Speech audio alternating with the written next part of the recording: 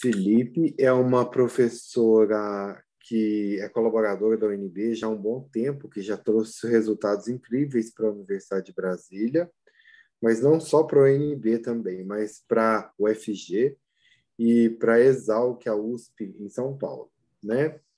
Então, ela é doutora em agronegócios pela UFG, mestre em agronegócios pela UNB, engenheira agrônoma pela Exalc, em USP, em São Paulo, membro do Grupo de Operações e Logística e Métodos de Apoio à Decisão da UNB, o Grupo GOMETA, do Grupo de Estudos de Pesquisa Avançadas em Logística e Supply Chain Management, GELOGS, coordenado pela professora Patrícia, revisora de periódicos e temas ligados à economia rural e administração rural, trabalha com agronegócio, economia, administração, operações, logística, ações coletivas, com experiência em docência, pesquisa na Universidade de Brasília e agora também no Instituto Federal de Brasília.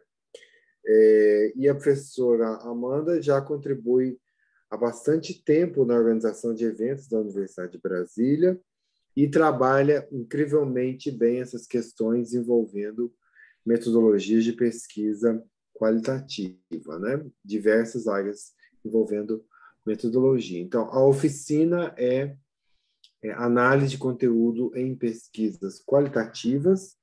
Essa oficina é uma iniciativa da UNB em parceria com o Ministério da Saúde, mais especificamente ligada à especialização em gestão de logística e operações, que a UNB organizou em parceria com o Ministério da Saúde, que veio num momento muito propício, né? Quer dizer, num momento muito importante, momento difícil, momento importante, e a gente está muito feliz na UNB com essa parceria. Professora Amanda, por favor, pode compartilhar a tela, ou se gostaria de falar alguma coisa com a audiência, por favor, fique à vontade. Boa noite a todos, boa noite, professor Jana Márcio. Eu fiquei muito feliz com as palavras, né? Todo mundo fica à disposição se tiver alguma dúvida durante a apresentação, que eu acho que vocês vão ter que aplicar na área de conteúdo aí em algum trabalho, tá, pessoal? Então, eu já vou começar compartilhando a tela, que essa apresentação aqui, essa aula, na verdade, eu dou ela em mais ou menos umas 3h30. Então, eu vou dar uma enxugadona nela, minha fala, para conseguir apresentar aí para vocês em 1h30, tá bom? Deixa eu acessar aqui o compartilhamento de tela. Eu não vou conseguir ver aqui o grupo de mensagens, qualquer coisa, eu não sei como que vocês vão se comunicar comigo, se vocês pedem um áudio, vocês me avisem aí se tiver alguma dúvida, tá? Eu vou acompanhar, professora, então Então tá. eu vou estar monitorando aqui. Se tiver alguma questão, eu vou desligar o microfone e a câmera, mas vou estar presente o tempo todo, tá bom? Então tá bom. Aqui vocês conseguem visualizar já a minha apresentação, né? Sim, estou vendo perfeitamente. Então pronto.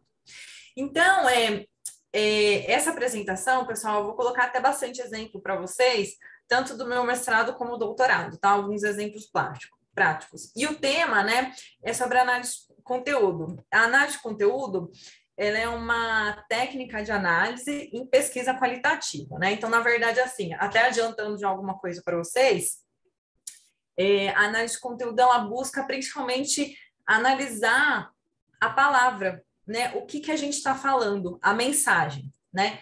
Então, isso aí a gente remete até algumas técnicas lá que a gente vinha estudando do ensino fundamental, né?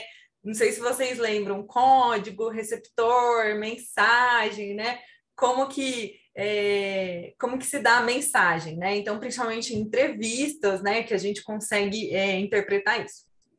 Então, nessa palestra, nessa aula, né, aí eu vou falar para vocês o que é essa análise de conteúdo, a importância dela, os passos da análise de conteúdo, as fases, e aí esses dois tópicos aqui, eu acho que são dos principais da análise de conteúdo. Por quê?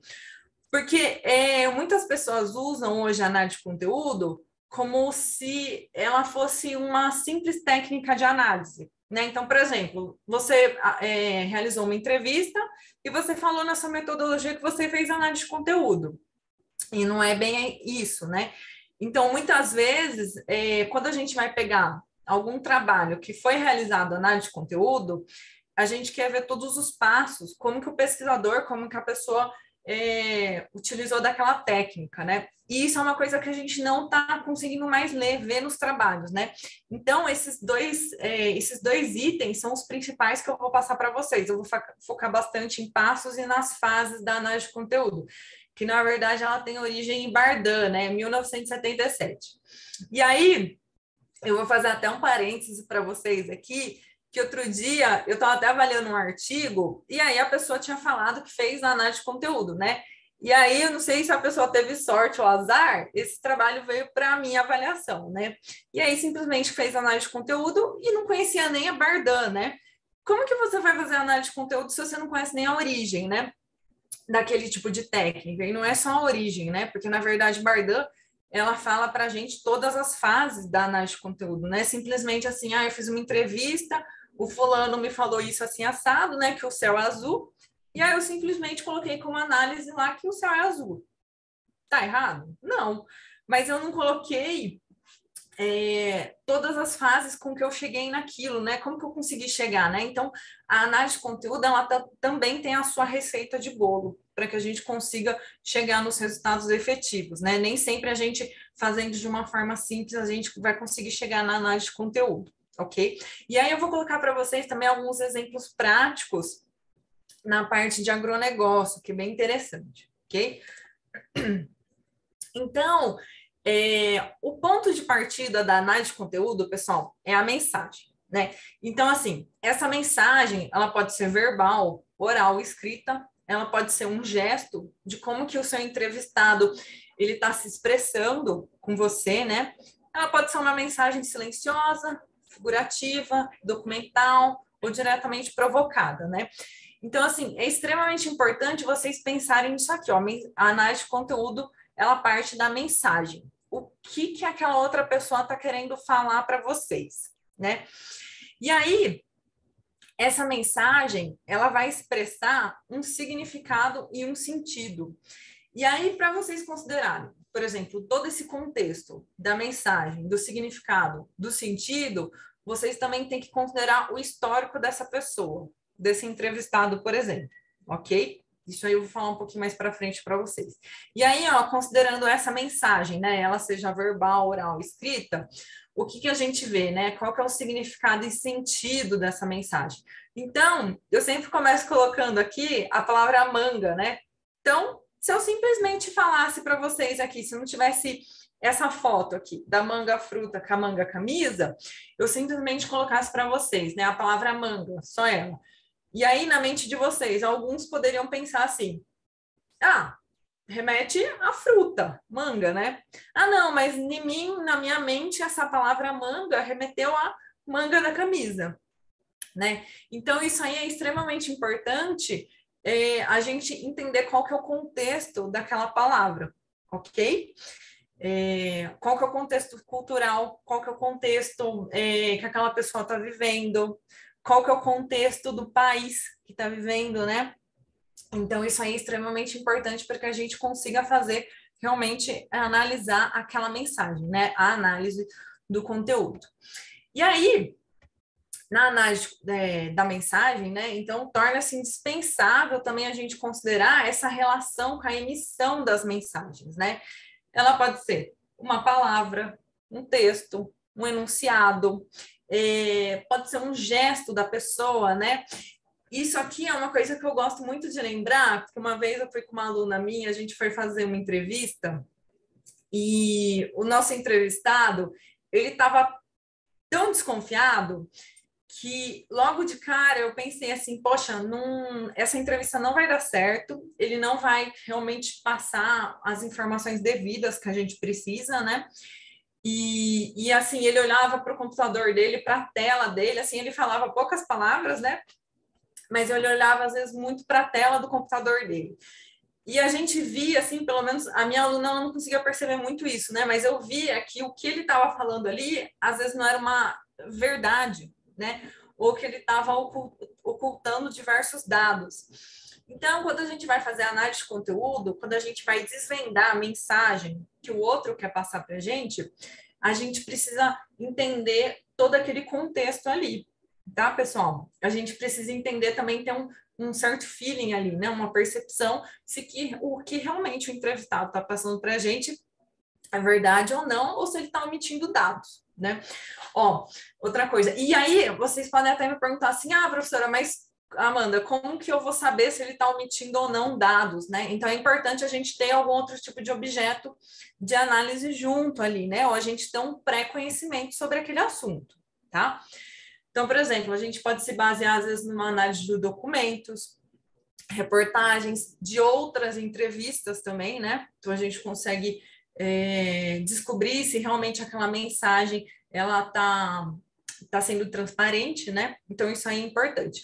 Ó, um outro exemplo aí que aconteceu recentemente também, né? Eu estou fazendo algumas pesquisas com vitivinicultura, e aí um dos pontos da entrevista era se eles tinham alguma dificuldade em relação à mão de obra, né?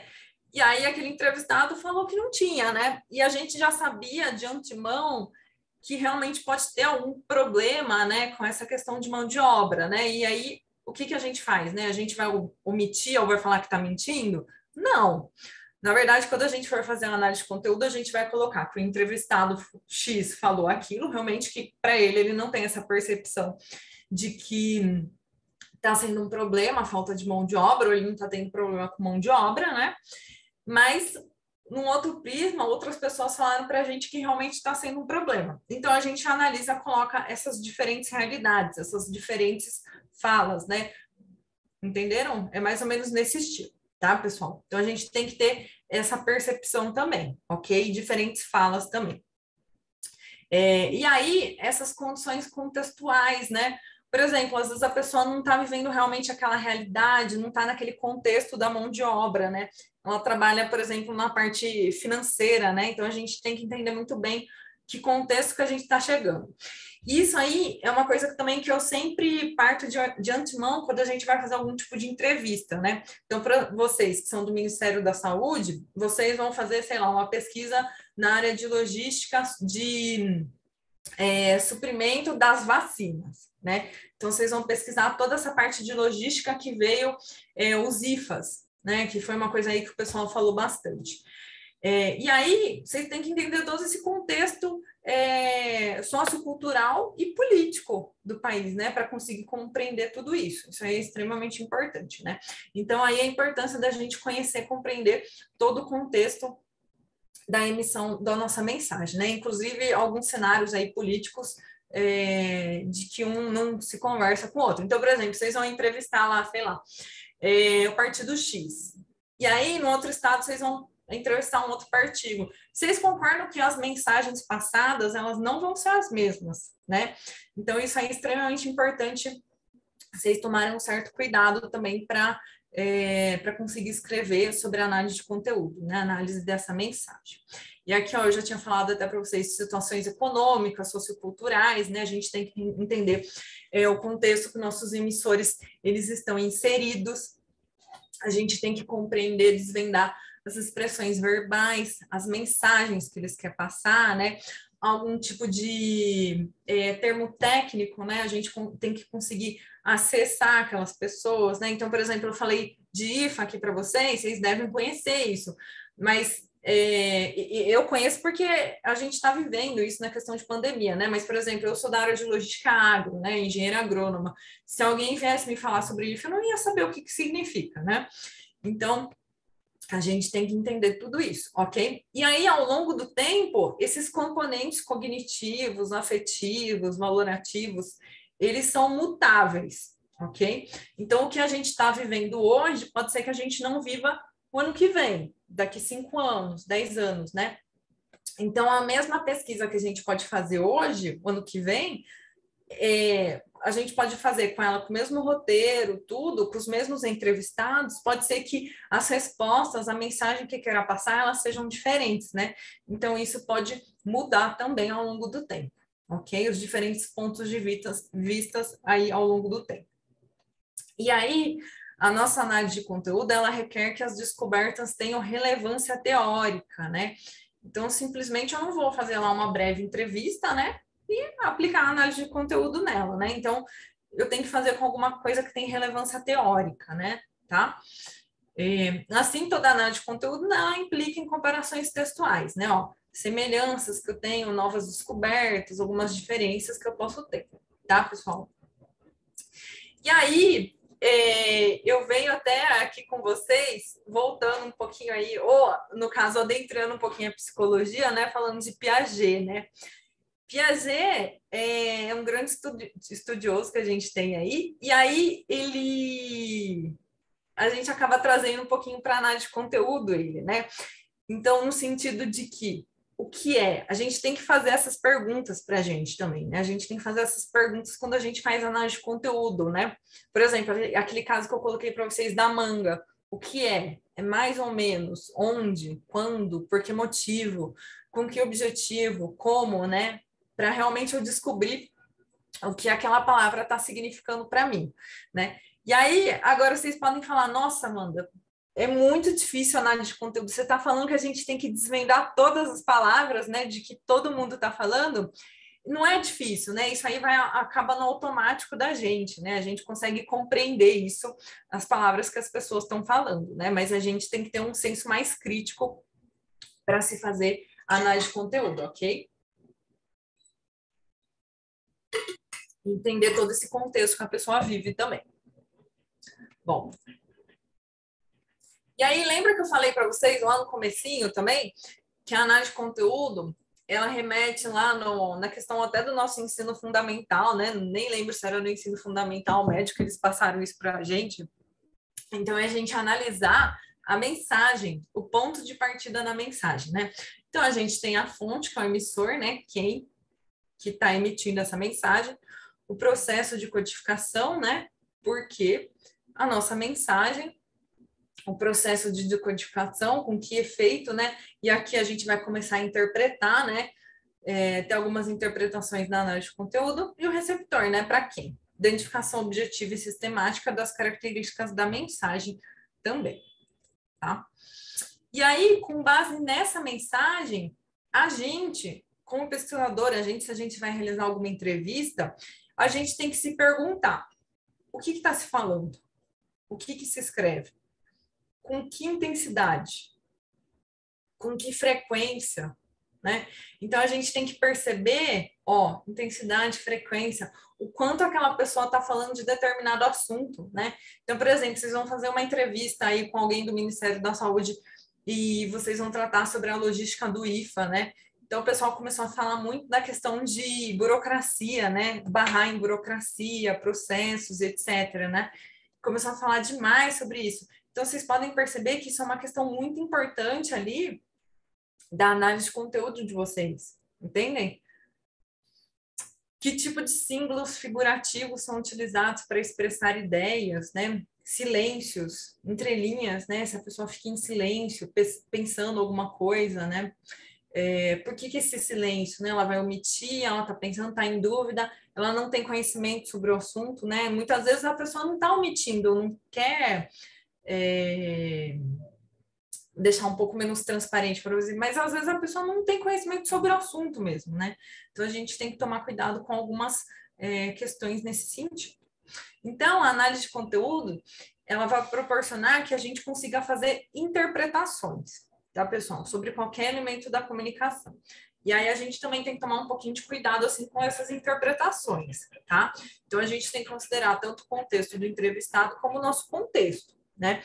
Então, assim, isso é uma coisa que eu lembro desde que eu comecei a fazer pesquisa. Eu estudava sobre um modelo de armazenagem, né, de ação coletiva rural de armazenagem, e eu amava esse modelo, né? E eu pensava assim comigo, nossa, mas isso vai resolver tudo. Não vai existir mais déficit de armazenagem, o pessoal vai lucrar mais, está sendo ótimo para produtor rural, que ok. E aí foi nesse momento que em algumas conversas me falaram assim, olha, Amanda, você só está vendo a parte positiva do modelo, a gente tem que ver também as desvantagens do modelo, né? Então, isso é uma coisa que a gente tem que estar com a mente aberta também para fazer análise de conteúdo, né? Então, aquela mesma história lá da manga, né? A gente precisa estar com essa mente aberta para conseguir enxergar a cor da manga, o formato da manga que é essa, com que frequência, com que intensidade, né? Quem está falando dessa manga, para onde que ela vai. Então, a gente tem que estar com a mente bem aberta para fazer esse tipo de interpretação. E a gente mesmo tem que se questionar também para não modificar nada do que tinha naquele conteúdo, naquela mensagem, ok?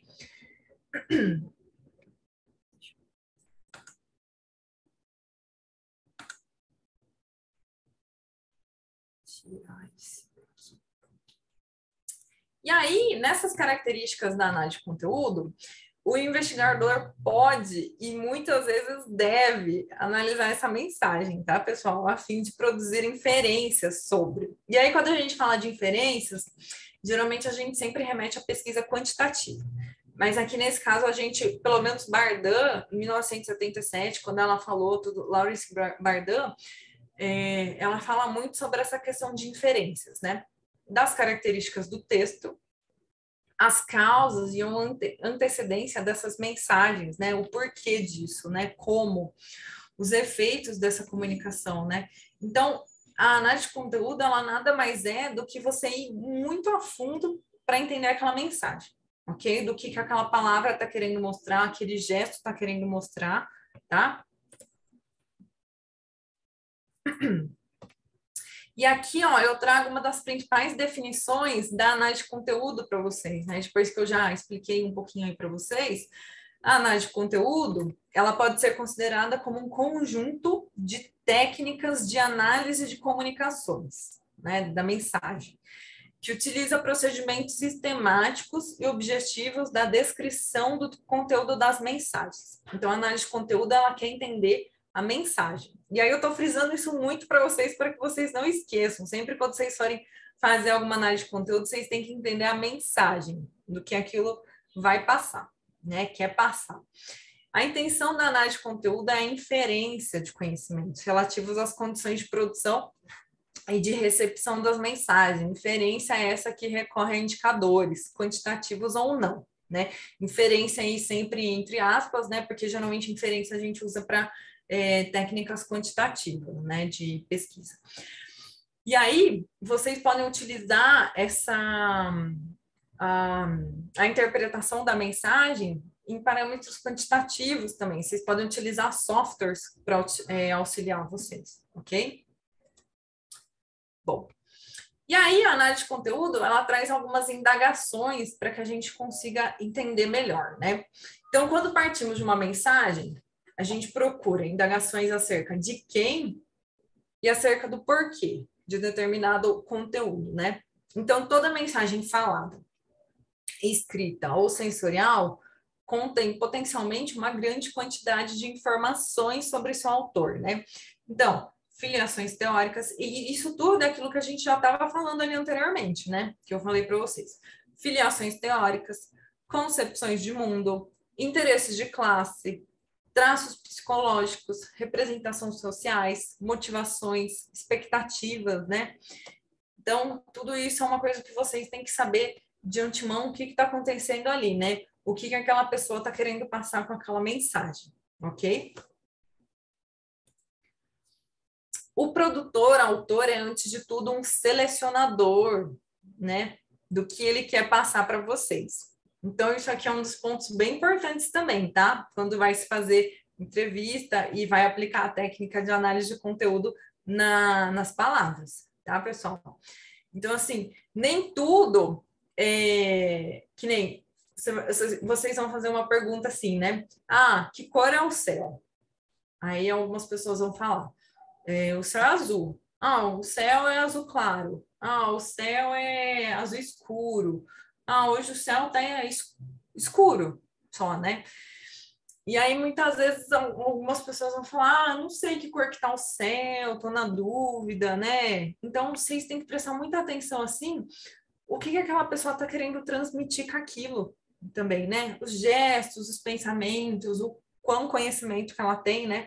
E aí, aquele entrevistado, ele vai fazer uma seleção daquilo que ele quer passar para você, né? Então, é aquela mesma história que eu tinha falado para vocês. Por exemplo, eu visto bandeira do partido X. Então, eu vou falar só coisas boas desse partido X, né? E eu não vou falar coisas boas do outro partido. Inclusive, eu vou omitir coisas ruins desse partido, ok? Então, eu vou ser uma selecionadora daqui, desse tipo de assunto, tá? Da multiplicidade de manifestações da vida humana, né? Selecione o que eu considero mais importante para dar o recado, né? E as interpreta de acordo com o seu quadro de referência, tá? Obviamente, essa seleção ela é pré-concebida, né? Está condicionado pelos interesses da época ou da classe a que pertence também, né? Então, isso é uma coisa extremamente importante que a gente precisa levar em consideração quando a gente vai desvendar a mensagem, tá? Novamente, eu estou repetindo muito isso para vocês. Bom, e aí a teoria da qual o autor é o expositor orienta a sua concepção da realidade, né? Então, essa concepção consciente ou idealizada, ela também é filtrada mediante o seu discurso, né?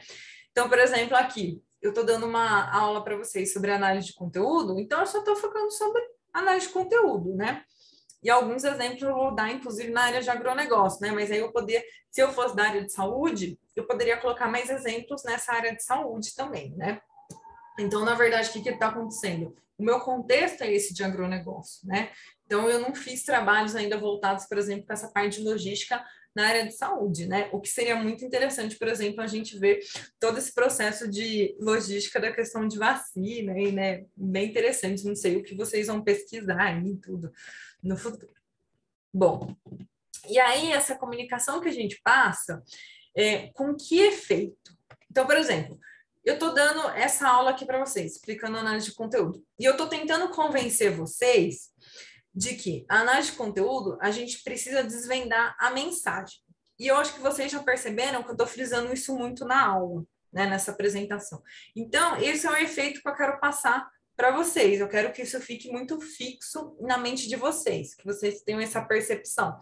Da mesma forma que eu quero que vocês entendam, quando a gente vai fazer análise de conteúdo, a gente está trabalhando com contexto, né? Então, novamente, eu estou frisando de novo esse contexto, que é importante a gente conhecer o contexto que a gente está, né? Com que efeito, né? Considerado por muitos estudiosos como um dos aspectos mais importantes do paradigma da comunicação, né? Qual seja, estudar, identificar o efeito, o impacto que determinada mensagem causa no receptor, no leitor, no ouvinte, em diferentes segmentos aí da população, né? Então, tudo que a gente vai falar, a gente tem que ter muito cuidado com o que vai transmitir, né? Necessariamente, sem querer, né? Às vezes a gente vai falar alguma coisa e no ouvido de outros isso pode não soar tão bem, né? Ou a gente, de alguma forma, não se expressou tão bem, né?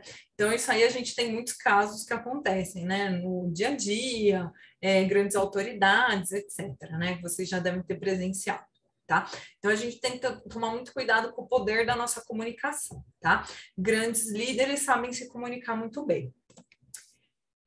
Comunicação, né? Com que efeito? Por exemplo, quando se objetiva descobrir os efeitos das propagandas políticas, os possíveis efeitos de livros didáticos enquanto elementos de veiculação ideológica, programas de TV, né? Isso aqui de programa de TV é muito interessante, né? Que existe programa de TV aberta, né? É igual partido político. Ou você ama ou você odeia, né? Ou você segue o A ou você segue o B, né? Então, o que realmente aquilo está sendo passado, o que aquela TV, aquele canal está querendo passar, aquela emissora está querendo passar, né? Emissora, né? O que aquele emissor ele está querendo passar para vocês. Vocês estão notando que toda análise de conteúdo ela envolve a gente perceber o que a mensagem está querendo passar para a gente, como isso é importante, tá? O que as manchetes de jornais estão querendo passar para a gente, né? Da mesma coisa, ok? Bom, e aí eu já chego para vocês aqui, ó, nas etapas da análise de conteúdo. E aí muitos podem até se surpreender. Nossa, Amanda, mas o fulano lá, eu já fiz na minha graduação, análise de conteúdo, eu nem sabia que tinha etapas, né? Então, mas tem.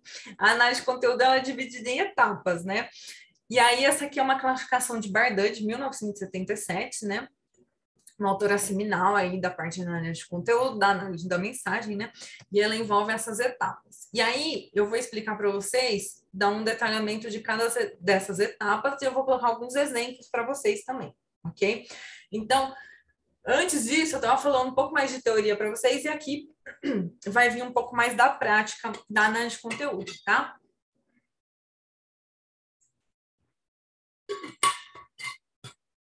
Bom, na análise de conteúdo de Bardan, ela divide em 3 etapas: a pré-análise, a exploração do material, o tratamento dos resultados, inferência e interpretação.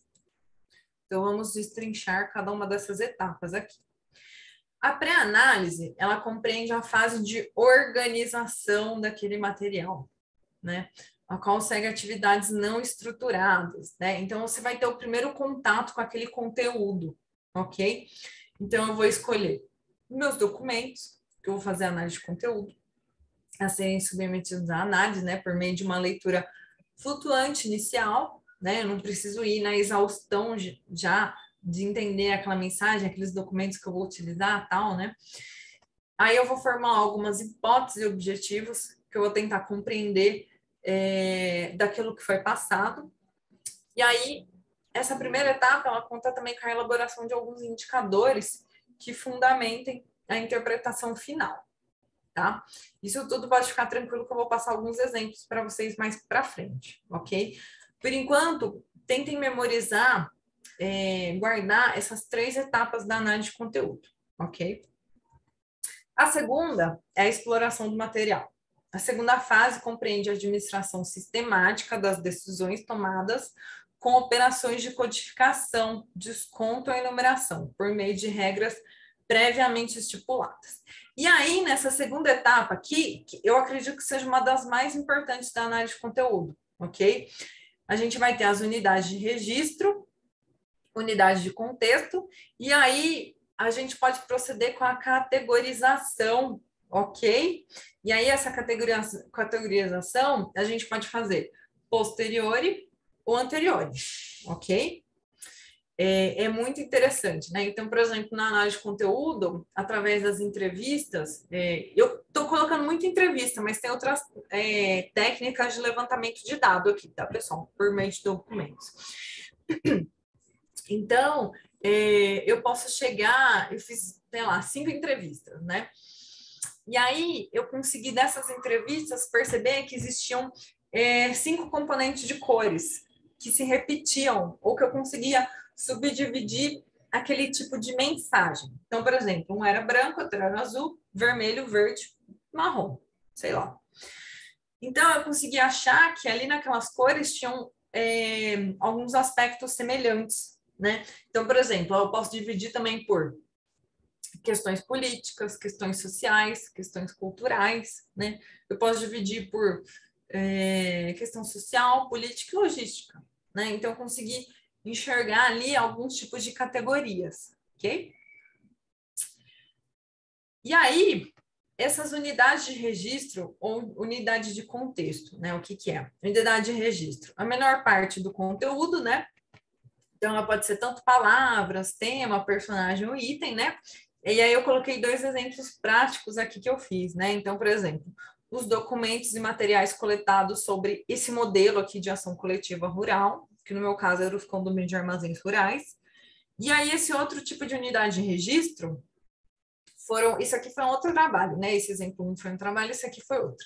Então, esse aqui foi o conjunto de artigos provenientes dos anais de um congresso que eu escolhi, tá? E aí, as minhas unidades de contexto, que é aquele pano de fundo que imprime significado às unidades da análise, né? Então, na verdade, ela é como se fosse um tema, tá?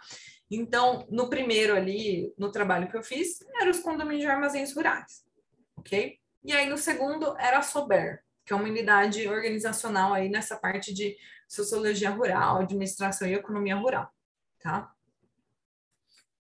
Bom, e aí, essa questão da categorização, que ela é bem importante da análise de conteúdo, né? Como que você vai, você simplesmente vai analisar ali todas as suas informações, as suas mensagens em texto corrido, né? Como que você vai fazer isso? Você vai dividir por itens? Você já vai dividir por categorias, né? Eu, particularmente, eu já gosto de dividir o texto, achar pontos semelhantes e dividir por categorias já. Eu acho que fica mais didático, mais fácil, que a gente consiga analisar. Aí vocês podem perguntar assim, Amanda, vou te mostrar como que eu fiz a minha categorização. Você acha que tá certo? Aí eu vou falar assim para vocês, eu não sei que tipo de contexto vocês estão vendo, né? O que vocês estão olhando. Então, assim, para mim, a categorização, quando um pesquisador faz, um aluno faz, não tem o certo e o errado, né? Então, na verdade, ele tem que enxergar aquele agrupamento de coisas semelhantes ou diferentes e categorizar, ok? Então, o que não pode ter, por exemplo, duas categorias que falam da cor azul 1 e da cor azul 2, né? Porque, na verdade, é azul aquilo. Então, é uma só categoria, tá? Então, essa operação de classificação de elementos constitutivos de um conjunto por diferenciação e seguidamente por reagrupamento, segundo gênero, analogia com os critérios previamente definidos que permitem reunir um grupo de elementos por meio de características comuns, tá? Então, a categorização, ela sempre vai ser por meio de vocês conseguirem reunir no mesmo grupo características semelhantes, comuns, tá? Daquela mesma forma que eu falei para vocês. Por exemplo, eu peguei um bloco de questões sociais, o outro de questões econômicas e o outro questões de saúde, por exemplo, tá? Então, ali, naquele bloco, aquelas mensagens que eu vou ter, por exemplo, do meu roteiro de entrevista, vai ficar ali, sei lá, da pergunta 1, 2, 3, 7, 8, no primeiro, né? Do segundo, da 6 a 10, né? E aí, do último, dá, sei lá, 15 a 20, ok? Que vão ser mais próximos. Bom, e aí, a categorização, essa é a etapa de organização, né, dos meus dados, para que o pesquisador ele consiga tomar decisões e, por fim, conclusões, né, para que realmente eu consiga analisar, né, aquela entrevista, aquele material que eu tenho, aqueles documentos que eu tenho, né, ó, de novo, não é só entrevista, tá, pessoal? Pode ser outros tipos de documentos, etc, tá? Pode ser um discurso também, né? Então, a gente tem outras técnicas de coletar dados aí, tá? E aí, novamente, ó, a minha categorização, ela pode ser, que Bardan fala, posteriori ou a priori, né? E aí, isso aí é uma coisa que, então, por exemplo, eu posso ter feito essa categorização antecipadamente, né? Então, eu já tinha feito as minhas categorias, eu já tinha... E aí, quando a gente fala, assim, a categorização a priori, Bardan sempre fala, assim, pra gente que o pesquisador, ele tem que ter bastante conhecimento naquele assunto já, para conseguir fazer essa categorização prévia, ok? Então, antes de eu fazer a minha coleta de dados, eu já elaborei as minhas categorias. Amanda, eu fui fazer lá a coleta de dados, o fulano falou um monte de coisa diferente, tá, um monte de informação diferente, são informações novas para mim, não tem problema. Você vai fazer uma categorização a priori e posteriori, tá? Você pode proceder com os dois tipos de categorização. E, inclusive, vocês podem modificar essas categorias, tá? Então, por exemplo, lá eu tinha meu bloco já de logística, o social, econômico. E aí eu descobri um outro bloco, né? O cultural, por exemplo. Então, pode colocar lá, tá? Não tem problema.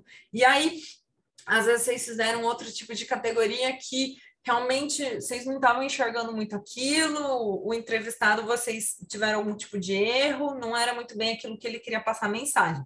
Vocês podem excluir ela também. E aí vocês sempre falam isso na metodologia, porque da exclusão e inclusão, né? O que vocês sentiram aí? Não tem o certo e o errado aí, tá? E aí, na última fase, realmente vocês vão ter os resultados ali, vocês vão fazer o tratamento daqueles resultados. Como que vocês vão mostrar aqueles resultados no seu trabalho, né? Não sei, na especialização de vocês, se vocês têm que entregar como se fosse um TCC no final, algum artigo, não sei, né? Então, por exemplo, realmente como que vocês vão demonstrar isso, né? Então, a análise de conteúdo eu gosto bastante, às vezes, de colocar as falas de entrevista, separar em quadros, separar pelas categorias, né? A gente pode ter alguns tratamentos estatísticos ali também, né? Quando a gente faz um grande número de entrevistas ou quando a gente tem muitos documentos, a gente precisa de algum tipo de auxílio de software, né?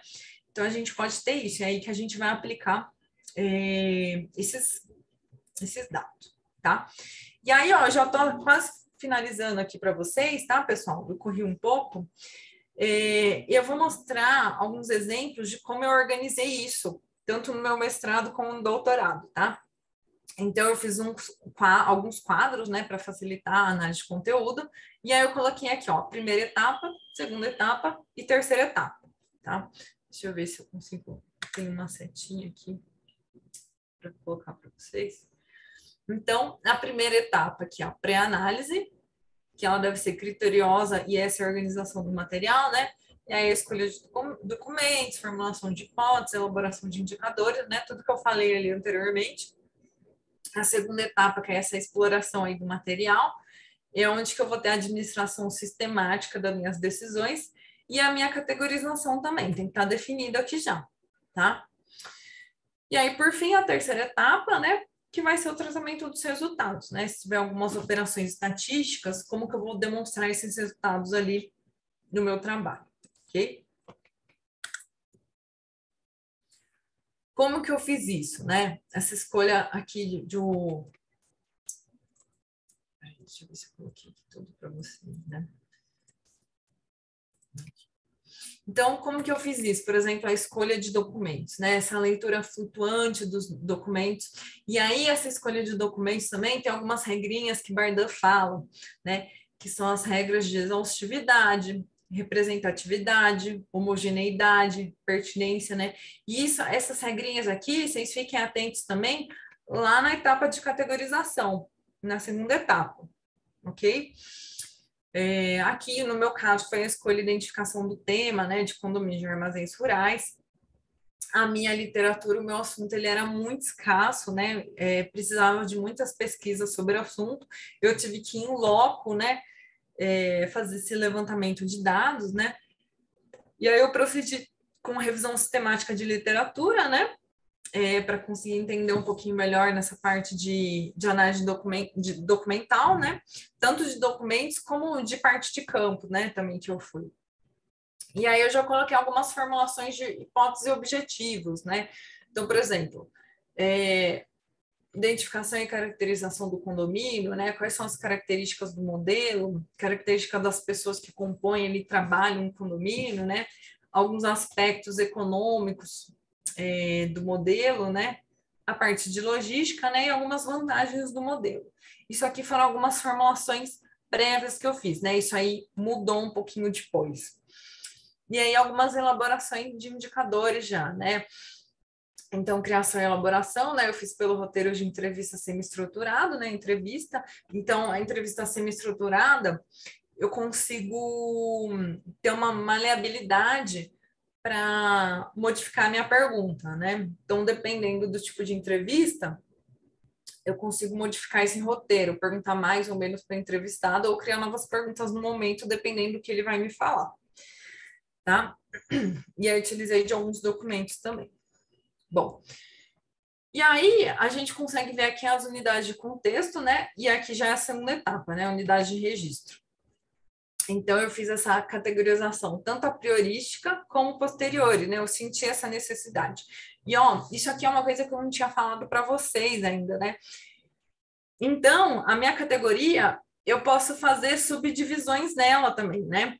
Foi o que eu fiz na categoria 2. Ó, estão vendo? Então, na minha categoria 2, são as características do condomínio. E eu senti necessidade que dentro dela existiam algumas subdivisões, eu consegui ter essa percepção. Então, eu criei, por exemplo, a 2.1, criação, estruturação, formação e funcionamento do modelo, algumas especificidades do modelo, e aí a 2.3, que é a estrutura administrativa e organizacional do modelo.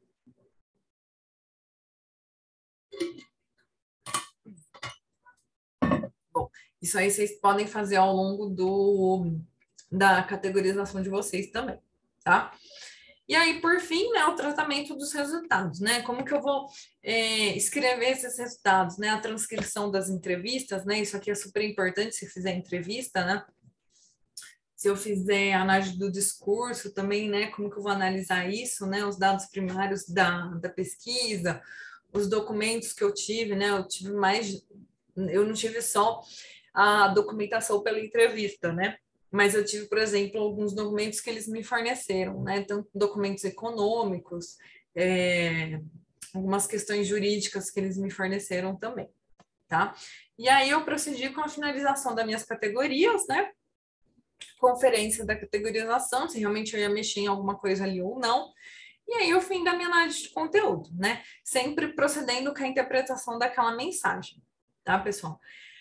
Aqui, ó, já é da parte do meu doutorado também. Já é um outro exemplo também, canal de conteúdo, né? As 3 etapas aqui, ó, pré-análise, exploração do material, tratamento dos resultados, inferência e interpretação, né? Então, criteriosa, a primeira é a criteriosa organização do material, né? Escolha de documentos, né? Formulação da hipótese, objetivo e elaboração dos indicadores. Tá? E aí, ó, aqui no meu doutorado, eu procedi com a categorização só posteriori, tá? Então, eu não fiz aquela prévia, eu fiz depois essa categorização, né? Eu separei depois isso, ok? Bom, aí eu acho que é isso, ó, eu já levei mais ou menos 1 hora, eu até dei uma corrida e eu coloquei alguns exemplos aí para vocês, tá, pessoal? Fico à disposição aí se vocês tiverem dúvida, tem alguns materiais publicados sobre o assunto, né?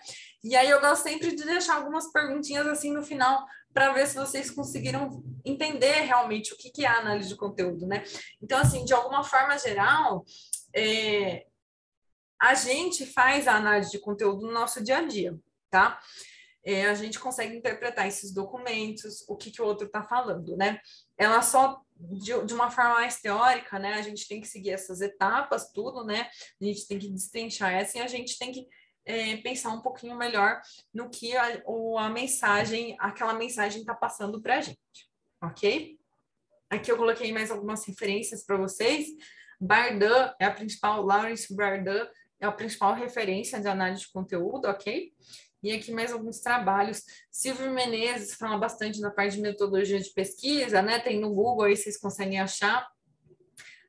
A Maria Laura também, ela fala bastante da análise de conteúdo de uma forma mais simples também. É muito bom aqui as interpretações que ela passa, tá? E aí fica o meu contato aí, se vocês precisarem falar comigo, ok? Se vocês tiverem dúvida, eu estou à disposição aí, tá, pessoal?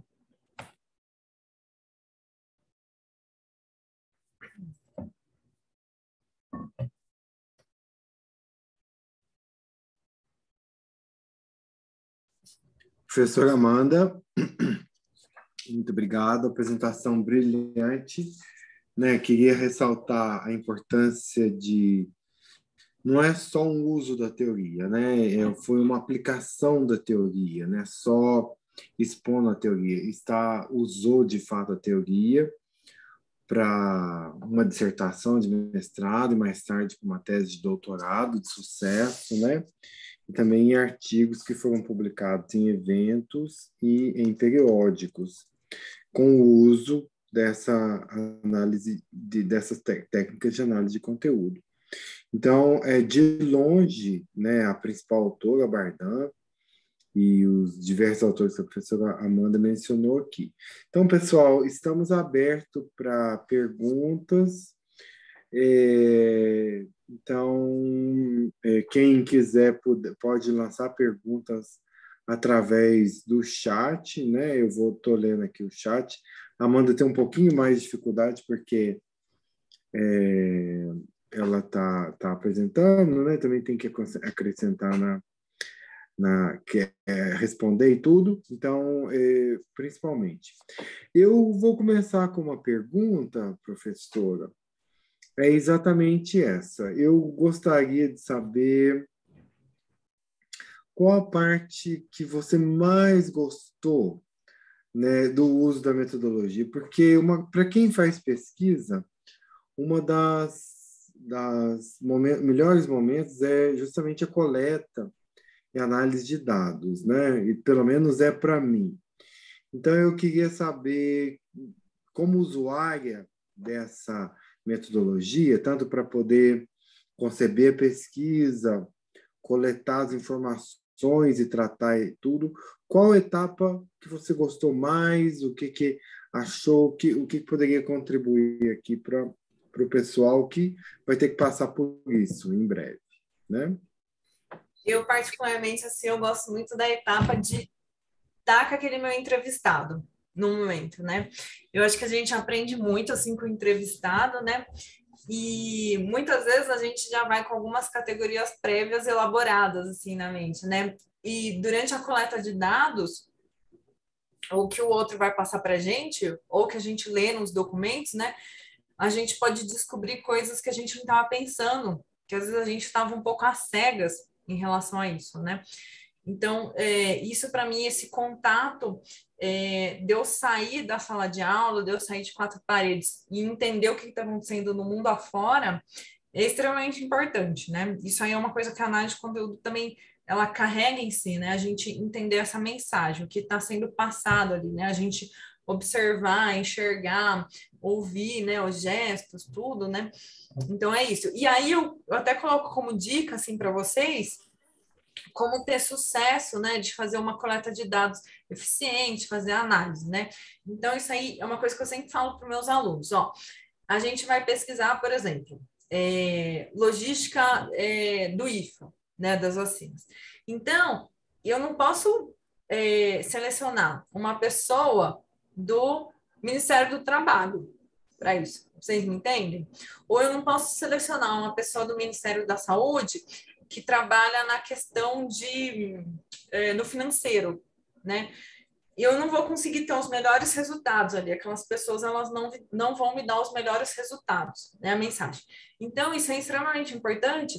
Se eu for fazer uma pesquisa com isso, eu selecionar pessoas entrevistados, né? Se for fazer o caso de entrevista, que realmente sejam expertos naquele assunto, né? Então, na verdade, aquela pessoa que você vai entrevistar tem que conhecer muito, muito bem aquele assunto, né? Então, eu sempre falo assim, o ponto principal da gente ter ótimos resultados é o teu entrevistado também te passar uma excelente mensagem, né? Então, isso aí eu acho que é o básico, assim, para qualquer pesquisa, né? Até abrangendo um pouquinho mais, eu sempre gosto de falar isso, né?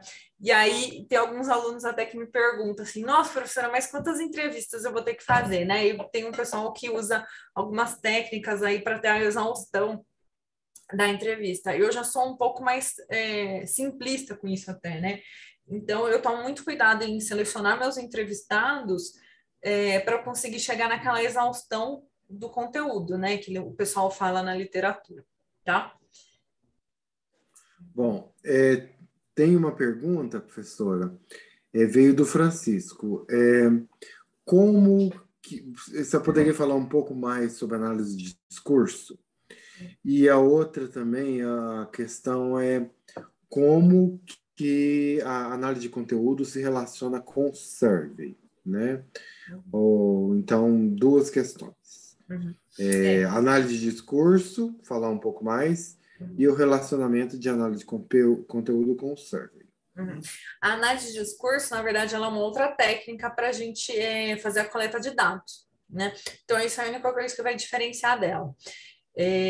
Eu, particularmente, nunca fiz ainda análise de discurso, né? Mas tem bastante gente na parte qualitativa que faz, né? A questão de análise de discursos.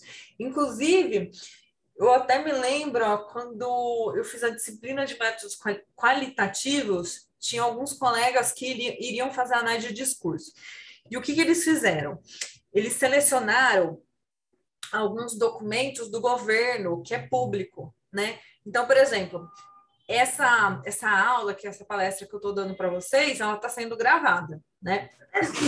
E aí, por exemplo, tem uma pessoa que pode transcrever toda essa aula, né?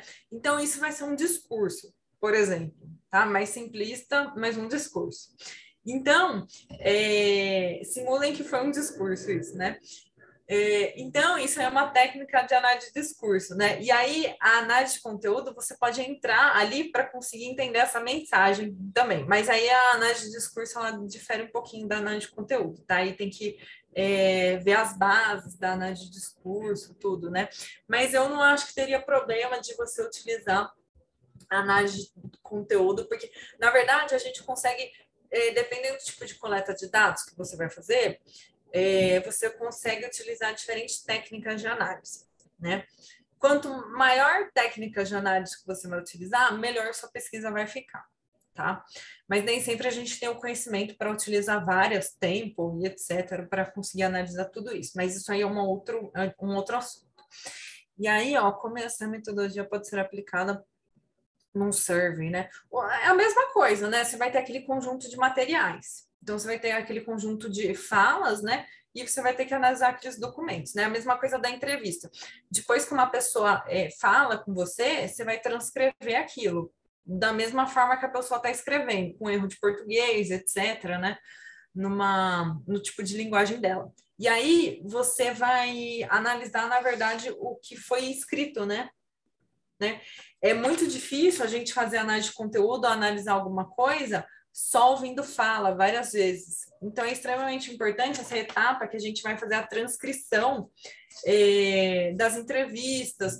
Se o documento já está... Se você vai pegar um conjunto de documentos ou discursos já transcritos, aí já fica mais fácil, né? Não precisa passar por essa etapa, né?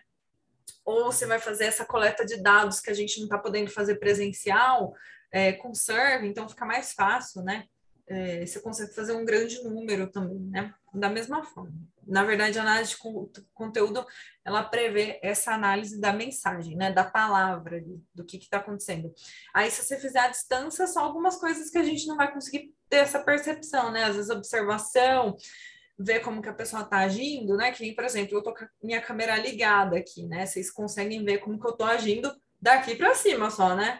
Vocês não conseguem ter uma percepção se eu estou batendo pé, deixa eu ver o que mais. Então, quando você está presencial, você consegue ter uma melhor percepção daquilo. Ou, por exemplo, se eu começo a olhar muito pela janela, se eu estou muito distraída, né? Então, isso também é uma questão de a gente ter percepção do ambiente. Se eu começo a olhar, às vezes, para o corredor, né?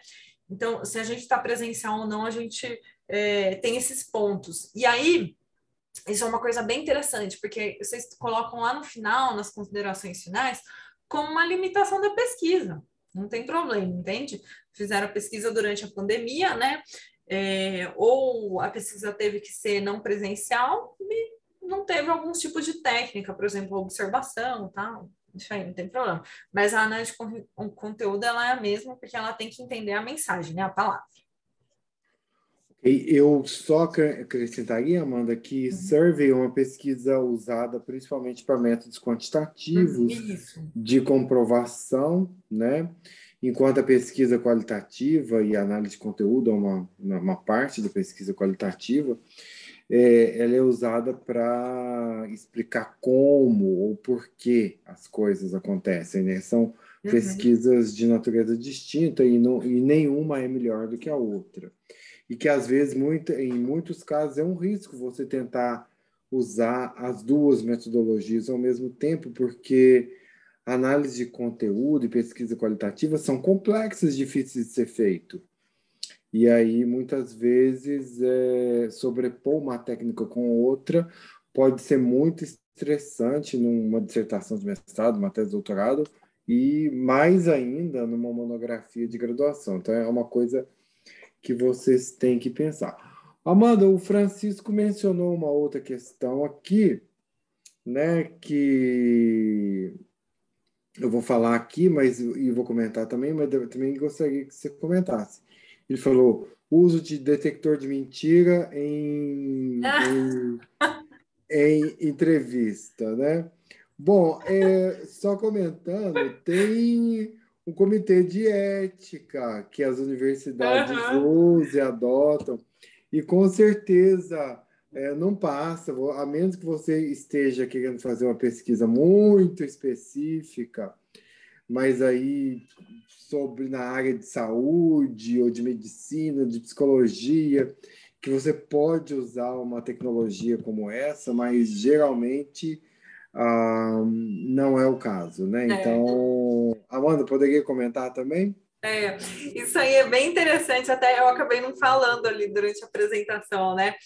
Mas sempre quando a gente vai fazer, eu pelo menos vou fazer coleta de dados, ou eu explico isso para os meus alunos, a gente tem que, simplesmente não pode chegar assim, ó, fulano, me passou teu nome, você topa a entrevista, vamos marcar esse dia e esse horário. Ok, não é assim.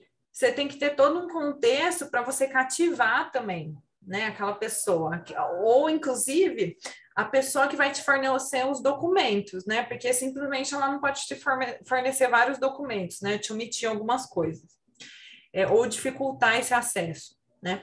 Então, você tem que ter todo um contexto para que você consiga tratar a outra pessoa da forma mais transparente possível e que ela se sinta à vontade naquela entrevista, naquela coleta de dados, naquele ambiente, né? E aí no dia e horário que ela possa ter disponibilidade também. Então, isso é extremamente importante. Foi até uma pergunta engraçada, mas ela é uma pergunta que remete a você praticamente virar um amigo do seu entrevistado, de forma que você não possa interferir no que ele vai falar, tá? Isso aí foi uma coisa que eu não falei para vocês também.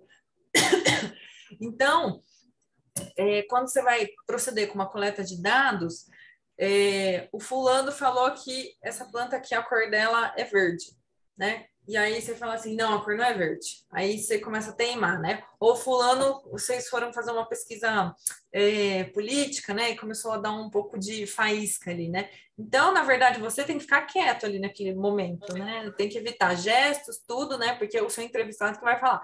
E aí você vai analisar aquilo depois, né? Entre quatro paredes. Então, essa questão de você entrar no mundo do seu entrevistado, ter esse respeito, você tem que explicar que esses dados vão ser usados para isso, para tal situação, né? Que você vai manter sigilo do seu entrevistado, você não pode dados pessoais também não são divulgados, né? E aí eu acho que não vai ser o caso de vocês aqui, né? Porque é na parte do Ministério da Saúde. Mas se vocês forem fazer pesquisas envolvendo análises econômicas, isso é muito mais difícil coletar dados, tá? É muito mais difícil a gente fazer análise de conteúdo em cima disso. Por quê? Porque ninguém quer revelar aspectos financeiros, né, econômicos, nesse sentido, números, né? Então, isso foi uma coisa que eu passei numa parte do meu mestrado, né? A questão de análise econômica financeira que eu tive que fazer do modelo. Isso aí é uma questão muito mais difícil de você conseguir acesso. E aí, já até falando um pouquinho, né, levar detector de mentira para as entrevistas, né? Quanto mais você tiver uma relação de transparência com o seu entrevistado, ou com aquele conjunto de documentos que você vai analisar, melhor, tá? Então, e aí, essa questão também, às vezes, da pessoa não gostar da instituição que você é, ou não, né? Isso aí também facilita o meio do caminho aí das pesquisas, tá, pessoal? Ok, Amanda, uma pergunta da Cassiana. Ela quer analisar decretos, que são documentos importantes e tudo, e ela quer saber como que isso mais ou menos amarra com uma pesquisa qualitativa ou análise de conteúdo, né? É a mesma coisa aí, né? Porque, na verdade, você vai pegar os documentos, um conjunto de documentos. E aí, você pode, inclusive, colocar ali naquelas fases da análise de conteúdos, né? Que são os decretos. Ali é o seu ponto-chave disso. E aí, você vai analisar o quê? Decreto sobre o quê? Que assunto, na verdade, né? Então, aí você vai ter que delimitar um pouquinho o que é isso, o horizonte temporal também desses decretos, né? O que é que você quer saber sobre esses decretos, né? E, na verdade, você vai analisar, né, as palavras. E aí, uma coisa até que eu não coloquei para vocês, pessoal, eu não mostrei nessa apresentação, mas tem alguns programas na internet que a gente consegue fazer nuvens de palavras gratuitos, né?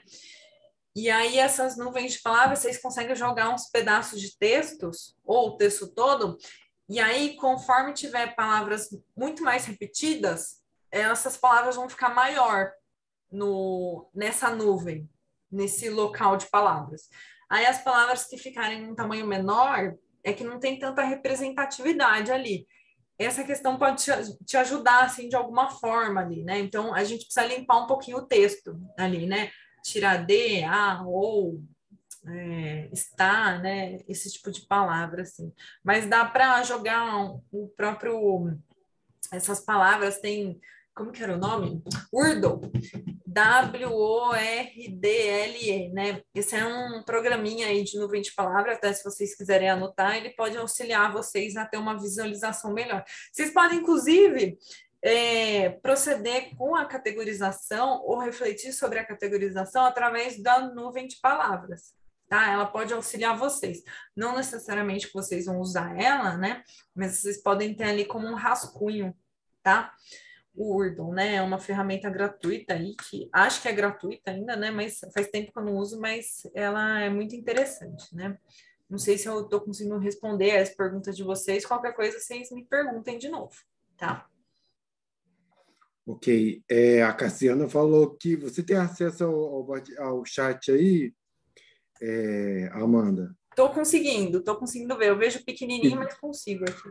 Ok, vê se consegue ler a pergunta da Cassiana. Ela falou que eu não interpretei bem a pergunta dela, não. Vê se você consegue aí para poder responder ela. Professor, não foi isso que exatamente perguntei. Deixa eu ler lá a pergunta de novo, peraí. Da Cassiana. Vou trabalhar com análise de dados utilizando decretos regimentais de alguns órgãos para realizar uma análise sobre estruturação relacionada à constituição dos controles internos. Porém, poderia acrescentar mais um tipo de análise que venha agregar uma análise mais robusta. Na verdade, eu não entendi muito, Cassiana. Por exemplo, você quer utilizar tanto análise de conteúdo como um outro tipo de análise. Na verdade... Eu acho que ela talvez, Amanda, ela esteja falando de triangulação. Pesquisa isso, qualitativa. Sim. Eu acho que isso. Você pode... Teve algumas pesquisas que eu utilizei, triangulação, você pode utilizar, né? Por exemplo, ó, se você fizer alguma... Você vai utilizar a análise documental, pelo que eu estou vendo aí, principalmente, né? Então, você vai fazer a análise documental, né? Utilizar a análise documental, porque os documentos coletados é diferente de uma análise documental, né? E aí você pode utilizar também junto com a análise de conteúdo, você pode utilizar algum outro tipo de técnica, sei lá, análise bibliométrica também para complementar. Tem várias técnicas aí na parte de pesquisa qualitativa. Você pode utilizar tanto a pesquisa qualitativa como pesquisa quantitativa, né? Dá para você fazer isso. Só que assim, você vai ter muito mais trabalho, né, disso. Assim, eu não sei quanto tempo vocês vão ter, tudo, né? Então, vocês podem... Realmente, a triangulação de dados, ela é muito melhor, né? Ela consegue confirmar por diferentes tipos de técnica de análise, os mesmos achados ou coisas diferentes, né? Eu até hoje eu não consegui ler um artigo que tivesse uma boa, de verdade, triangulação, que a pessoa realmente conseguisse parar e conseguisse cruzar de alguma forma bem eficiente isso. Porque, por exemplo, olha só o que acontece. Quando você utiliza um tipo de análise, essa análise, de alguma forma, ela vai te direcionar para algum tipo de resultado, tá?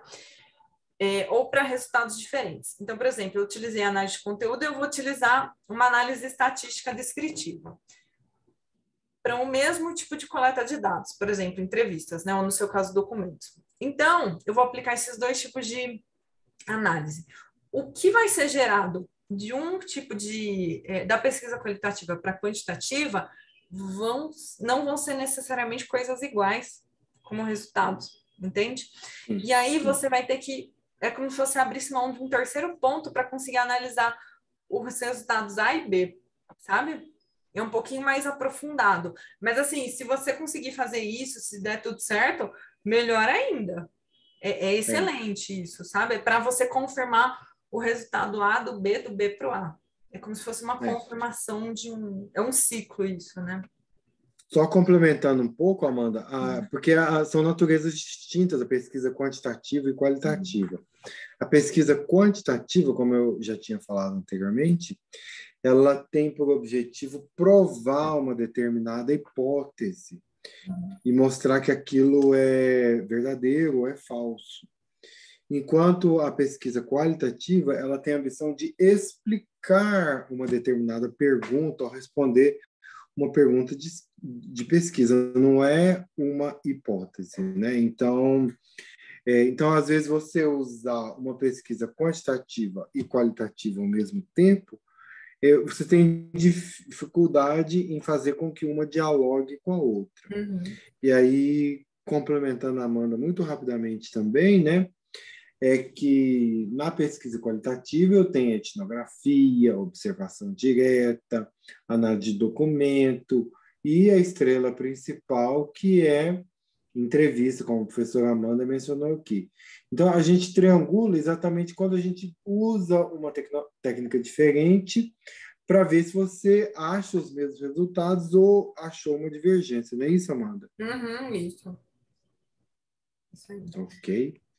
Aí, o Duziário até perguntou aqui, Francisco, né? Até que ponto a gravação da entrevista constrange o entrevistado? Ah, então, quando você vai proceder com a entrevista, você tem que pedir essa permissão, né? Se o entrevistado quer ou não quer deixar gravar. Eu até hoje, por mim, sempre foi tranquilo, né? Todos deixaram gravar, né? E aí você deixa bem claro que você não vai divulgar isso para outras pessoas, né? Você não vai expor esses dados, né? Dados sigilosos. Ó, por exemplo, eu tive um caso muito interessante, que foi, eu fui com uma aluna fazer uma entrevista, né? E a gente já estava, ele autorizou a gravar, né? Geralmente alguns são conhecidos, tal. E aí ele falou, ele ficou tão, mas tão à vontade naquela entrevista, que ele começou a divulgar informações confidenciais, né? E aí ele, até que ponto a gente pode ou não usar isso numa entrevista, né? Como que a gente vai, e aí entra como o pesquisador vai divulgar esse tipo de informação, o cuidado que a gente precisa ter com isso, ok? Então, assim, nesse caso, uma das informações sigilosas que ele passou, ele deixou claro, ó, aí eu até falei para a aluna, ó, a gente não pode divulgar isso, ok? E aí, quando eu recebi o material dela para corrigir, ela tinha escrito lá no texto, né? Ainda bem que eu olhei assim, né? E lembrei, né? Olha, não era para divulgar esse tipo de informação, eu estava junto, tal, com ela, né? Então, isso aí é uma coisa que a gente tem que tomar bastante cuidado. Se ele não permitir a entrevista, aí vai ter que anotar e escrever bem rápido. Você vai ter que tentar proceder com a entrevista, ele vai ver que não permitiu a gravação, né? Então, você vai tocar a entrevista num ritmo mais lento, tá? Se for gravado, dá para tocar num ritmo bem mais rápido a entrevista, tá? O constrangimento não poderia gerar falsos sinais de não verbais? Com certeza, né? Então, por isso que é importante a gente conseguir entrar ali no mundo do entrevistado, deixar ele à vontade, permitir que ele... por exemplo, algumas entrevistas que eu fiz, o pessoal chegou com um caminhão para carga e descarga, né? Eu estava entrevistando o gerente ali do local do armazém. E eu parei a entrevistar na hora, e ele falou, Amanda, eu preciso receber. Eu falei, não, tranquilo, eu posso ficar aqui a manhã inteira, a tarde inteira, o dia inteiro. O tempo é seu, a prioridade é sua. Então, não é a minha prioridade, né? A do entrevistado. Eu tenho que deixar ele no ambiente mais favorável possível, mais à vontade possível, para que ele possa conseguir mais tranquilo, né? Também. Para que ele... E aí, olha só, lembrei de um outro caso aqui. Vocês têm que tomar um certo cuidado se vocês forem entrevistar pessoas que têm chefe perto, né? Próximo, né? Salas próximo de chefe, etc., né? Sócios. Então, tem que tomar um certo cuidado nesse sentido, porque às vezes a questão não dele te passar alguma informação, mas às vezes é a questão dele passar alguma informação que o chefe não gosta, que o colega não gostou, né? Então, geralmente entrevista tem que ser em salas fechadas, né? Fica ali, inclusive isso, ó, salas fechadas, sem ruído de rua, né? Tem que tomar cuidado com ruídos de gravação também, tá? Deixa eu ver aqui mais perguntas, acho que eu consegui responder. Deixa eu ver até que ponto a gravação da entrevista constrange o entrevistado, né? Tem pessoas que também não ficam à vontade de gravar, né? Às vezes você pode não estar confiando ali na pessoa que vai te entrevistar, né? Então, tranquilo, isso você vai ter que anotar as informações, ok, né? Às vezes pode ser uma pessoa muito famosa, tal, não quer que grava, tranquilo. Aí tem que anotar mesmo, né? você não vai conseguir, essa parte de análise de conteúdo, ela vai ficar um pouco mais dificultosa, né? Vai ficar um pouco mais difícil para você, porque realmente quando você grava aquilo, você vai fazer a transcrição, fica bem mais fácil para você, né? E isso pode ser uma coisa que você fale para ele. Aí, por exemplo, o entrevistado às vezes não confia em você, né? Ah, poxa, eu não conheço você, né? Como que eu vou permitir uma gravação, né, das minhas falas? A pessoa pode divulgar por aí, né? Não sei. Então, a gente tem alguns termos de pesquisas, que é termo de livre, esclarecido e consentimento, né? Termos técnicos de sigilo, né? Então, eu pelo menos quando eu vou fazer pesquisa, eu sempre imprimo isso, faço algumas cópias, eu assino, o entrevistado assina, ele fica com uma cópia minha e ele tem todo o respaldo de sigilo de dados pessoais, por exemplo, na entrevista não, né?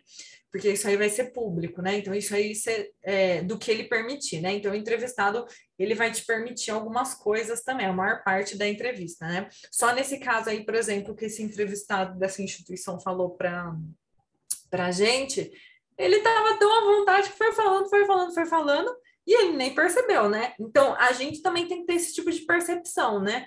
De algum tipo de escândalo, tal, de falar mal de alguém, tal, de ciclano, né? Da gente não divulgar alguma coisa que possa ferir ali prejudicar o direito do nosso entrevistado, né? Porque, na verdade, a gente está fazendo pesquisa, a gente não é do âmbito de direito, tal, né? Nesse sentido, não sei se eu estou sendo clara aí com vocês. Aí a gente tem que tomar um pouco de cuidado com isso, tá? Ou alguns temas que a gente vai tratar. Aí também, tá, pessoal? Uma pergunta do Fábio Santos, Amanda, ele perguntou se, fazendo a pesquisa qualitativa e aplicando um questionário, se isso não pode ser um problema por causa da quantidade de informações que foi gerada e isso pode causar uma confusão. Amanda, se você puder me permitir, eu vou responder rapidinho isso aí, Pode, sabe? pode. Por quê? Porque um dos maiores sofrimentos que eu já tive na minha vida foi no final do meu doutorado, porque foi uma overdose de dados que eu tive. Então, eu coletei informações demais, eu fiz muitas entrevistas e apliquei questionários. Então, não tinha experiência. Então, eu queria usar todas as informações da minha tese de doutorado.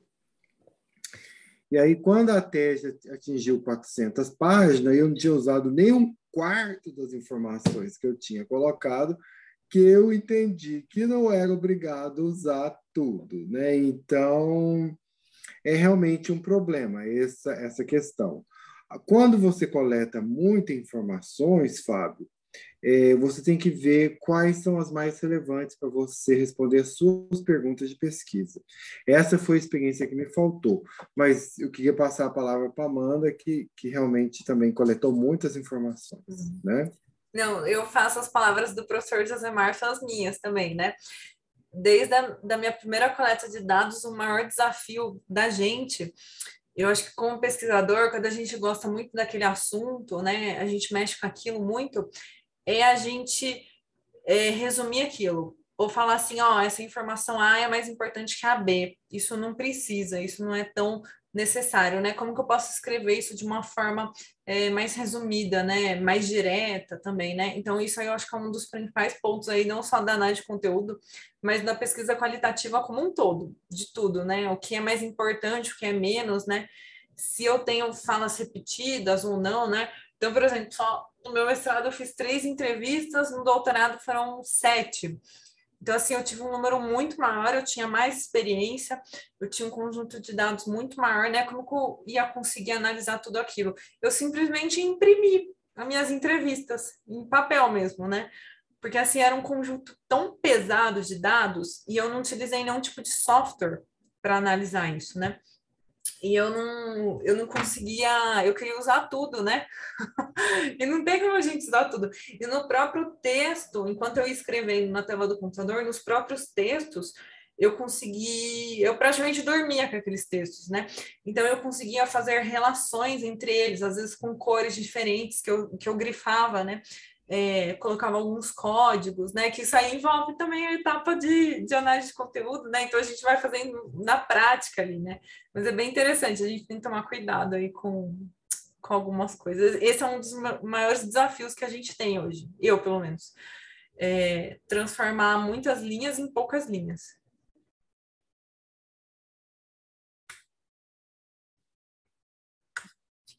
Pessoal, mais alguma pergunta, algum comentário?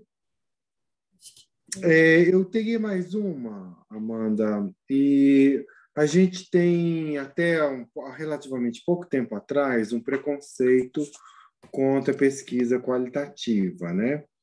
E era mais complicado publicar, a pesquisa quantitativa por ser mais antiga, né, por ter uma caminhada mais longa, ser mais tradicional, então era mais fácil publicar. Eu queria saber como que está essa percepção hoje, você que foi usuária de pesquisa qualitativa, o que você percebeu, o que você poderia acrescentar aí? Eu acho que, assim, a pesquisa qualitativa, ela é muito mais difícil de fazer uma quantitativa, né?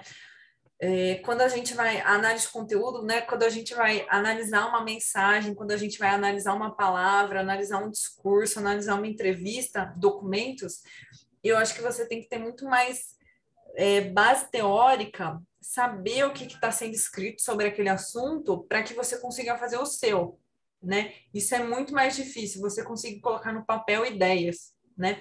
Já a pesquisa quantitativa, o que tem de dificuldade ali, né? Na verdade, a coleta de dados, números, que às vezes você pode não conseguir, né? A entrevista é muito mais fácil você conseguir, por exemplo, né? O survey e tudo. E a pesquisa quantitativa, na verdade, a dificuldade dela é isso aí, conseguir os números e você ter o programa para rodar, né? Porque ninguém mais faz as contas na mão, né? Então, você tem que ter o programa para rodar tudo aquilo. Você tem que entender, por exemplo, como que funciona o SPSS, o R, alguns outros programas aí que o pessoal usa, né? Então, a pesquisa qualitativa, quando a gente vai para ela mesmo, tem muitas pessoas, às vezes, que discriminam ela, né, pela quanti, mas não, a qualitativa ela é muito mais difícil de você analisar do que uma quantitativa, né? Que nem a questão da palavra manga. A manga, ela pode ter diferentes significados, se eu falar só ela aqui, manga, né? O que vocês podem estar pensando? Mas, e se eu falar em questão de numeral, zero, o zero é zero. O ele é ele não tem outro tipo de interpretação, né? Então, isso aí também que difere da pesquisa qualitativa para a pesquisa quantitativa, né? Então, ela é muito mais difícil, ela vai além, assim, né? É a base do pesquisador que tem aqui também, do que ele está lendo, do ambiente que ele vive, não é só a base ali que eu coloquei para vocês do entrevistado, né? Do que ele vai falar, né? Mas é a base daquele pesquisador também, né? Então, assim, por exemplo, no agronegócio, a gente tem, um mundo até um pouco diferente de vocês, né? A gente tem o agronegóciozão, né? O agro aí que o pessoal fala, que não trabalha a agricultura como negócio, né? E a gente tem, por exemplo, a parte de agricultura familiar, questão camponesa, tal, né? Então, essas duas áreas, muitas vezes, elas não se conversam, os pesquisadores, né? Então, por exemplo, depende, eu posso pegar o tema de analisar esse modelo de ação coletiva pela cabeça da Amanda, que é de uma área A, como também de um colega meu que é de uma área B. Tudo vai ser diferente, né? Tudo vai ser diferente ali, também porque existem os pensamentos da gente, né? Então, a gente, sempre quando a gente vai fazer pesquisa, a gente tem que esvaziar a nossa mente. Isso é muito difícil, né? Que nem aquela ideia lá do que eu tinha falado para vocês do começo do modelo. Eu só via aspectos positivos na minha pesquisa, né? Só vantagens, né? Mas e os negativos, né? Tem também, né? E é claro que muitas pessoas não vão querer falar sobre isso, né? Então a gente tem que conseguir entrar nesse mundo aí também, descobrir isso, tá? Ok. A Cassiana, de novo, está perguntando o que não pode faltar numa pesquisa qualitativa. Pessoal, estamos adiantados na hora, né? Tá sendo uma sessão muito boa, mas daqui a pouco a gente vai encerrar também. Se tiver alguém formular mais alguma pergunta, tá? Vamos encerrar daqui a pouquinho. A Cassiana está perguntando o que não pode faltar numa pesquisa qualitativa, professora Amanda? O que não pode faltar na análise de conteúdo, né? Eu acho, Análise de conteúdo, eu acho que não pode faltar principalmente a etapa de categorização. Se não tiver categorização, a pessoa não sabe o que é análise de conteúdo. Não viu, pelo menos, o que é análise de conteúdo. Porque, assim, a categorização é uma das etapas que ela vai estar mostrada ali nos resultados, entende? Você vai ter que falar dela em algum momento, né? Você vai ter que... Amanda, mas eu não consegui achar nada semelhante nisso. Sempre tem alguma coisa semelhante, sempre tem alguns grupos, sabe? Você lê, relê, você consegue achar esses grupos, por exemplo, joga todo o seu texto, seus documentos lá no Wordle, ele vai te mostrar isso, se você não está conseguindo enxergar, sabe? Eu acho que a etapa de categorização ela é extremamente importante, assim, de análise de conteúdo. E eu acho que, por exemplo, assim, quando eu recebo muito artigo para avaliar de análise de conteúdo. E aí, quando eu recebo, tem muitos trabalhos que só falam assim, eu utilizei análise de conteúdo. E aí eu desço lá nos resultados, eu não vejo que utilizou análise de conteúdo, simplesmente transcreveu uma entrevista, entende? Eu não consigo ver as etapas de Bardan, não citou metodologia, não citou autores, não passou por algumas regras de exaustividade do conteúdo, né? Em prática, quando a gente vai para os resultados, é uma coisa mais simples, né? Mas a pessoa, às vezes, quando você vai nessa parte de vai e volta de avaliação, você sabe que a pessoa não tem conhecimento de análise de conteúdo, ela não sabe nem o que é. Só simplesmente colocou porque alguém falou, usa análise de conteúdo. Não. A análise de conteúdo, ela tem essas etapas, ela é importante você mostrar. E aí, geralmente em artigo a gente acaba não mostrando todas aquelas etapas que eu coloquei no finalzinho para vocês, né? Mas se vocês forem apresentar um trabalho maior, é importante demonstrar isso, tá, pessoal? A análise de conteúdo de Bardan tem até alguns documentos no Google já disponíveis, traduzidos de Bardan também, é bem fácil achar esses materiais, hein? Então, eu acho que o que não pode faltar é categorização, né? Ok, acho que estamos chegando próximo ao final da nossa sessão, já são 9 horas da noite. Tivemos uma sessão bastante produtiva, com uma pesquisadora com resultados já publicados de uso de análise de conteúdo e pesquisa qualitativa muito, muito boa, né? E eu queria agradecer, professora Amanda. Professora, gostaria de uma última palavra antes da gente encerrar a sessão? Eu desejo sucesso aí todo mundo com as pesquisas, tudo. Pesquisem aí o IFA das vacinas, a logística da vacina. Eu acho que é um tema em potencial aí muito interessante se alguém for pesquisar sobre isso, né? Bem, a parte de compras também, né? Envolvido com IFA, é um pouco polêmica, né? Mas é bem interessante aí. Eu acho que a gente quer ler material sobre esse assunto aí, né? Agradeço o convite aí, professor José Márcio, a professora Patrícia também, né? Agradeço pela disponibilidade de vocês. Agradeço também poder entrar um pouquinho aí no mundo do Ministério da Saúde também, né? Não é um pouco meu contexto, né? Mas é gostoso a gente ter outro tipo de público aí para lidar e fico à disposição aí se vocês tiverem dúvidas, tá? Ok. Amanda, eu gostaria de agradecer em nome da Universidade de Brasília novamente a sua grande contribuição.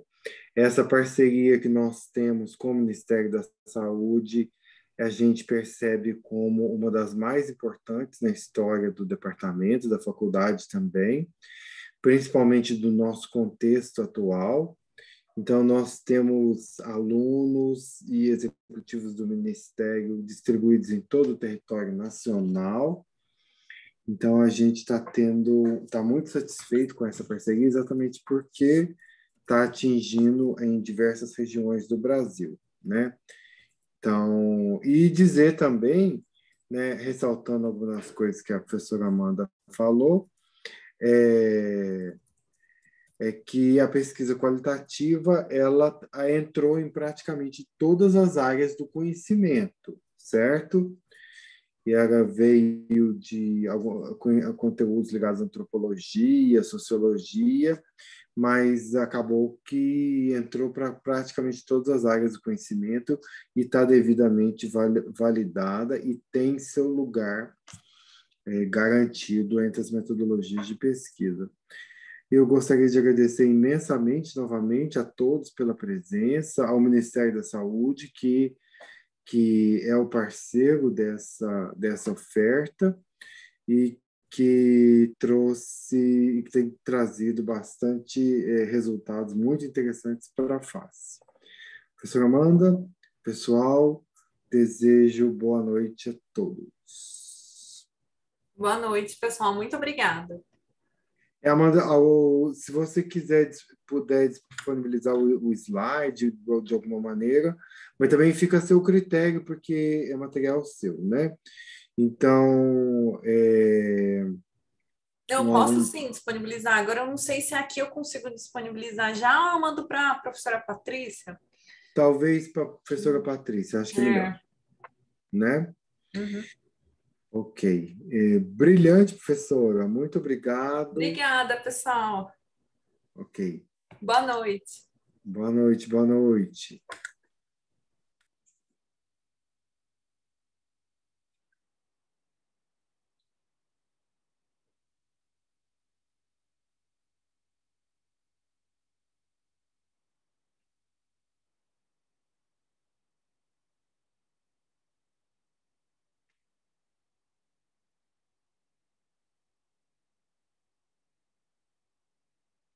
Professora Patrícia ainda está na sessão? Pode parar de gravar.